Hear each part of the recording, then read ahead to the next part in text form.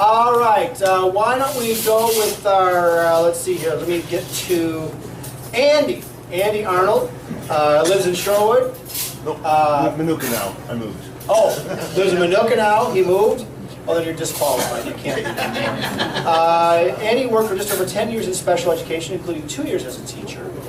He gained unique insight into the inner workings of the school system and the characteristics of children with disabilities, especially autism, which helped him to write his first book called Scandal 52.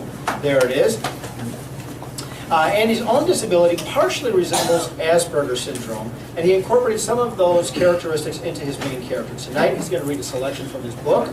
The scene describes a comical Special Olympics basketball game, and Andy asked me to stress that although he hopes that you will find this reading amusing, and believes that you will, he wants to make sure that you understand that he is not in any way making fun of these wonderful athletes, and he wrote this good-natured piece with respect.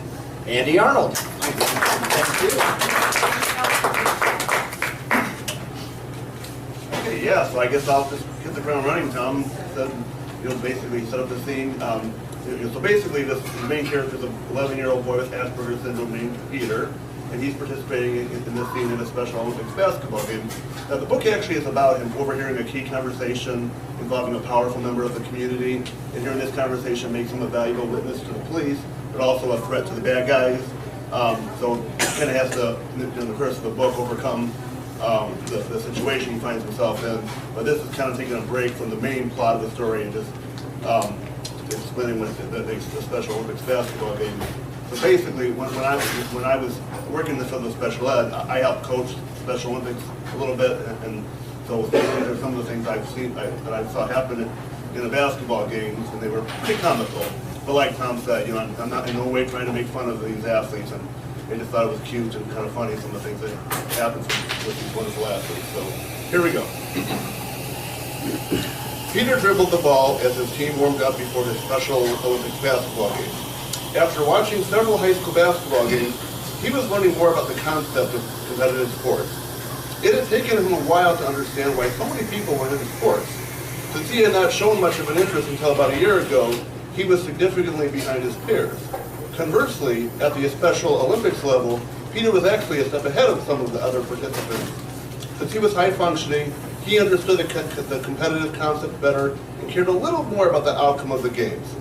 Basketball was a lot of fun for him, but he was often nervous when playing games. One time, he actually had a dream that he had the ball and no one between him and the basket. However, like in the dreams where you're being chased and you can't run away, he dreamed that he could not run up the court to make the wide-open layup. Joe cheered as he watched Peter and his team play. Joe had been a two-sport standout in high school and had envisioned his only son having similar success. He certainly had to lower his expectations when watching these Special Olympics games. For these kids, most of the basic fundamentals were very challenging. Some of the kids were pretty competitive, but general education sporting events were totally different. Joe laughed inside as he reflected on Peter's first Special Olympics softball game at age 8. Peter was playing third base, and the base runner from the other team was currently on third base. Peter wandered over and asked his parents for a cookie. Peter, go back to third base, Jennifer had exclaimed. And Peter had responded, oh, no need to be there, another guy came over. Joe laughed and realized that with these events, you just couldn't take things too seriously. As the basketball game wore on, there were indeed several comical events. One individual had the ball right underneath the basket. He proceeded to shoot the ball literally straight up, and the ball kept coming back down into his hands. This process was repeated 2 or 3 times before the ball finally changed its trajectory and landed in another player's hands. Another player forgot to try to rebound the ball after a missed shot, and the ball bounced off his head instead.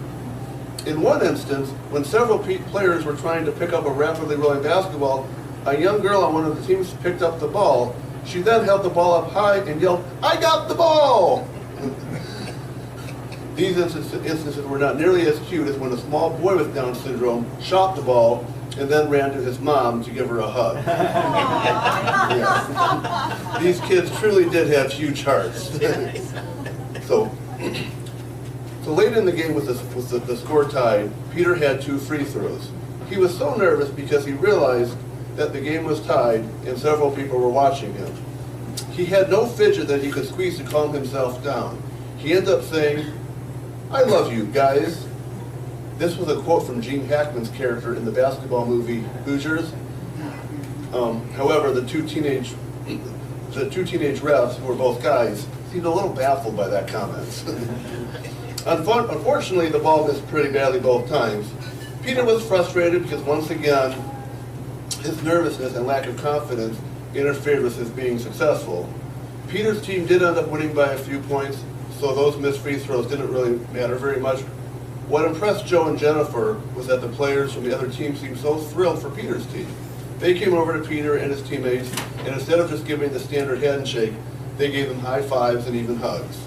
In a world where sports can often be overly competitive and cutthroat, the innocence and spirit of Special Olympics was certainly refreshing.